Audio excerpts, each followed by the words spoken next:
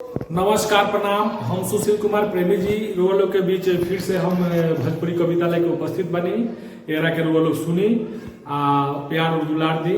जहाँ तक रुआ लोग के से आशा बा कि एकरा के आगे से आगे ले जाए लोग सब्सक्राइब करी।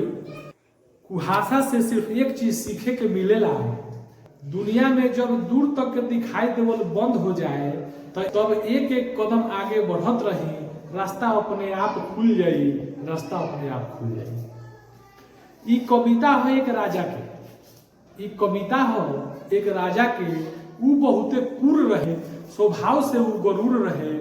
बहुते लूट के ऊ खजाना बनौलक, बहुते लूट के ऊ खजाना बनौलक। ऊ खजाना के रखे खातिर अपना मंत्री से मिल के जंगल में तहखाना बनौलक।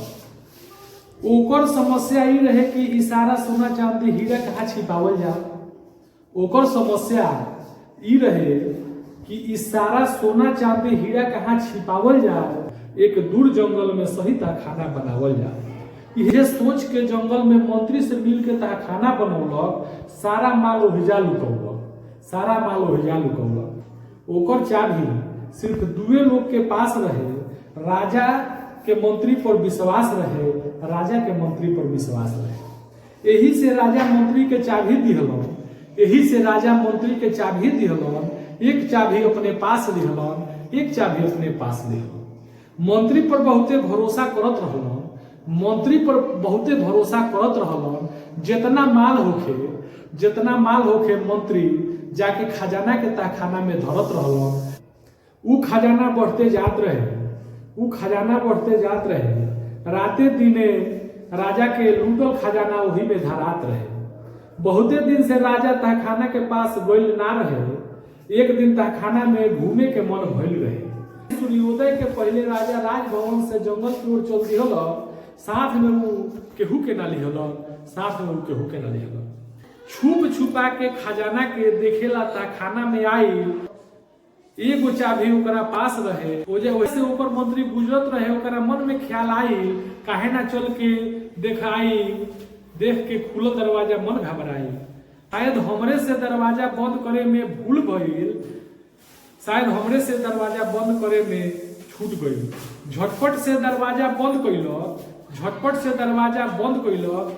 फिर ओहिजा से मंत्री महल के तरफ गइलक, फिर ओहिजा से मंत्री महल के तरफ गइलक।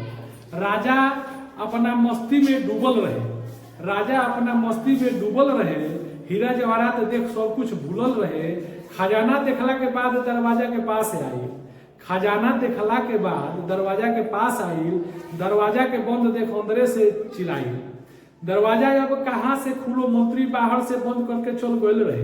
दरवाजा बंद देख राजा बहुत बेचैन रहे। राजा बहुते दरवाजा पिटले, बहुते आवाज लगैले, तबो ना केहू अइले।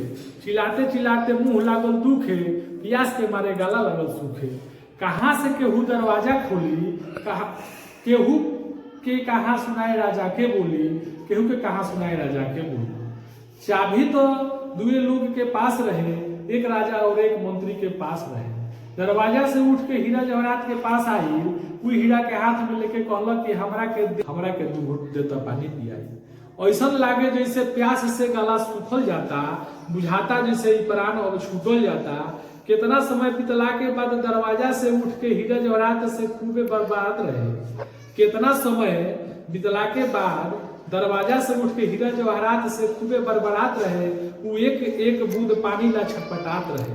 जवाहरात कहलक कि हम तहार मदद नहीं कर सकत, हम लाचार बानी, हम कुछ नहीं कर सकत, हम बेकार बानी। राजा के प्यास के मारे आंख के सामने अंधेरा छाई। थोड़ा देर में राजा के मूर्छा आई, थोड़ा देर में राजा के मूर्छा आई। अब ओकरा कुछ देर में होश आयल तो ओकरा समझ में आयल कि हमारा पास अब समय नहीं खे, अब इस संसार के कोनो विषय नहीं खे। अभी कब सांस अटक जाई, अभी कब सांस अटक जाई, ना जाने कभी प्राण शरीर छोड़ चटक जाई।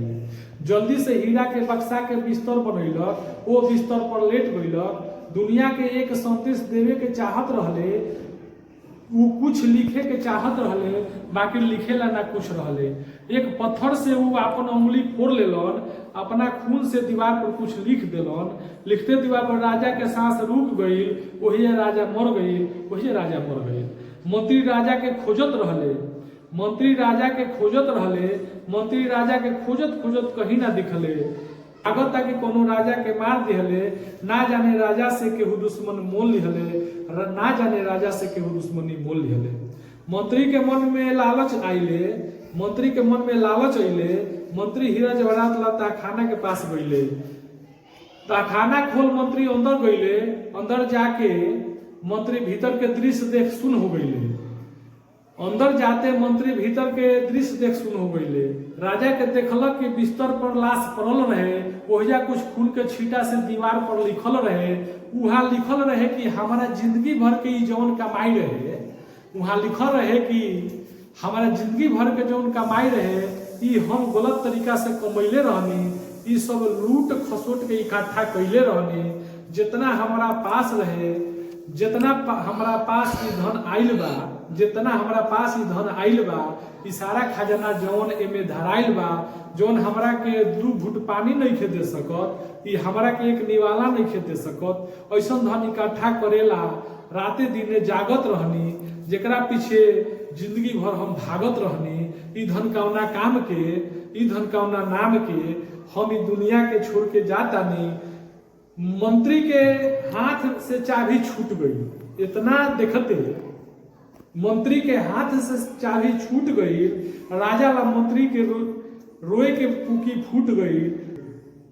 राजा अपने आप के समझत रहे सिकंदर, राजा अपने आप के समझत रहे सिकंदर। वही राजा के लाश पड़ल रहे ताखाना के अंदर, वही राजा के लाश पड़ल रहे ताखाना के अंदर। नमस्कार, प्रणाम। ये कविता से बहुत कुछ हमने के सीखे के मिलता और वो लोग से आशा बा कि कविता के ज्यादा से ज्यादा शेयर करें और दुलार और प्यार दें। धन्यवाद, प्रणाम।